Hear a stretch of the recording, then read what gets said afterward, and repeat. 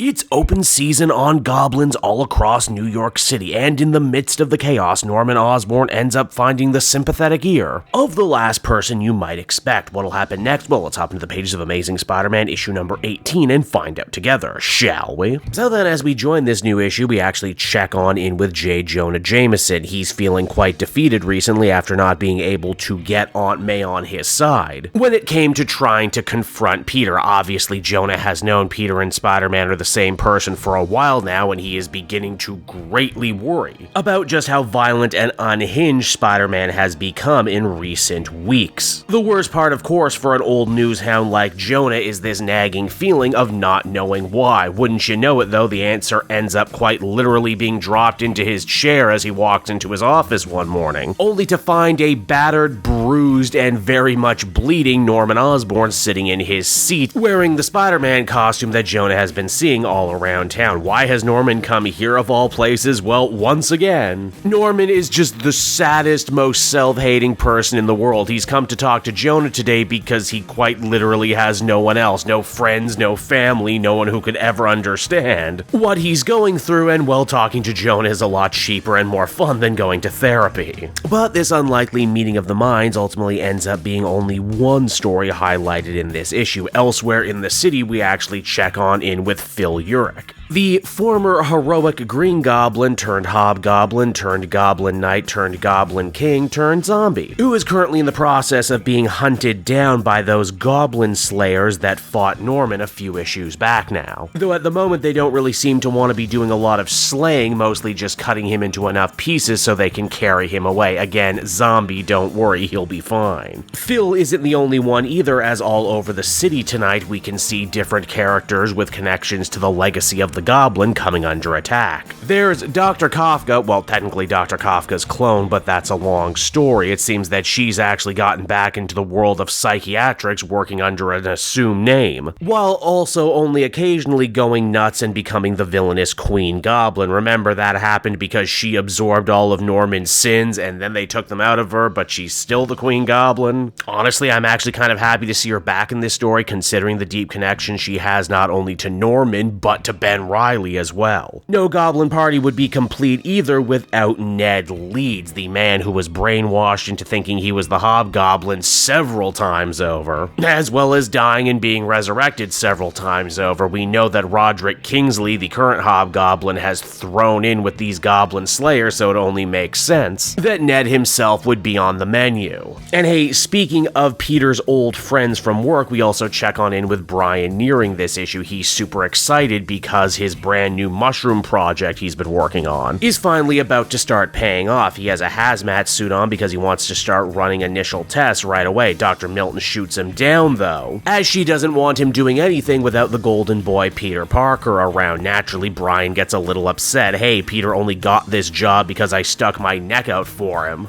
I've worked here for 5 years, and I've done more of this mushroom project than he has. In fact, the only thing Peter has been doing is handling the mechanical engineering side of things, and when Brian gets so upset and his pride so injured he decides to run the experiment on his own, you better believe it's the engineering that fails first, quite literally blowing up in his face because Ben Riley is not Peter Parker. He's been faking his way through everything, and now Brian has gotten hurt. Ooh boy, a lab accident for one of Peter Parker's old childhood friends. What's the over-under you think on this guy becoming a supervillain? I kid though, believe it or not, for once this issue isn't about beating up on Peter Parker and all the bad stuff that keeps happening to him, quite the opposite. You see, the real meat and potatoes of this issue is actually Norman and Jonah sharing a drink and commiserating the way that only these two men can, men with a shared history of, let's face it, making the lives of both Peter Parker and Spider-Man a living hell, and yet despite it all, despite all the horrible things they've done to him, Peter has not only embraced them, but actually spurred them on to try and become better, more heroic versions of themselves. Even when doing so ended up costing Peter greatly in his own personal life. Still though, Norman can't shake the idea that maybe he's doing all of this for selfish reasons. I mean, after all, is that why he's not having this conversation with Aunt May right now, maybe putting her fears to rest about why her nephew is gone? Is it because because as soon as Norman got the news, he started work on his own Spider-Man costume. If he wanted to be a hero, if he wanted to be celebrated and do some good, couldn't he have done so as the Gold Goblin? Is perhaps walking a mile in Peter Parker and Spider-Man's shared shoes an act of self-flagellation? Or a sign that even when he's not a supervillain, even when he's not the Green Goblin, Norman Osborn is for whatever reason still horribly, unbelievably obsessed with Peter? Jonah doesn't really have an answer for what's ailing Norman right now, but he does, if nothing else, toast him, implying that he does see a lot of his own internal strife within Norman. Now, it's not just Jonah who is currently concerned about Norman and his well-being, as the Spider Clan, led by Miles Morales, have already staked out his apartment. They pretty much told him to stop doing the whole Spider-Man thing, and he kept doing it anyway. Add in all these new attacks on goblins past and present, and well, all roads end up leading back to the original Gobby, don't they? Here's the thing though, the Spiders actually end up getting shocked by the late arrival of Captain Kintsugi, that new young superhero who is almost certainly Dr. Milton's stepson. He was there at the restaurant a couple issues when Norman got attacked by those goblin slayers, and he's fought side by side with Spider-Man without ever actually making the connection that Norman and this Spider-Man are the same person. But because his heart is big and because he's clearly a heroic go-getter, he's decided to also stake out Norman's apartment and help him in case anything goes down. Which ends up putting Miles and the other Spider people in a rather interesting moral conundrum here, where they're not exactly sure how much they should tell Kintsugi about what's really going on. Now, all of these different seemingly unrelated stories eventually end up dovetailing together at the very end when Norman returns to his apartment later that night to find a bunch of different Spider Slayer robots waiting for him, as well as the assembled hunted goblins. They're not dead or anything, but they might not stay that way much longer now that the Goblin Slayers have completed the whole set. And so that was Amazing Spider-Man issue number 18, everybody, and if I complained in the last issue it felt like Peter and his space journey were getting kicked into overdrive as to rush this story to its conclusion, then shockingly I'm going to actually give this part of the story credit for doing more or less the same thing. I actually kinda like the idea that Norman's time as a more violent Spider-Man is being cut short, as once again his old sins as the Goblin are coming back to not only bite him in the ass, but literally bite every other former Goblin in the ass too. On top of that, it's just kinda fun to hear Jonah and Norman bounce off each other the way they do. Outside Uncle Ben, these two men have probably had more impact in Peter Parker and Spider-Man's life than anyone else. And the fact that they're both meeting each other at such odd times in their lives, maybe the only times in their lives when they could actually sit down and comfortably share war stories with each other. There's something just so oddly charming about it, I find. Stranger still, isn't it interesting that the book actually ends up really hyping up Peter Parker's many accomplishments when he's not actually around in the story itself? Overall, I think I'd feel comfortable giving this one a 7 out of 10. I can't blame you for thinking that the Norman side of this new status quo has been particularly messy, but for what it's worth, it's the kind of narrative mess I like, where they're just throwing everything at the wall to see what sticks, and for me, a lot of it actually is sticking.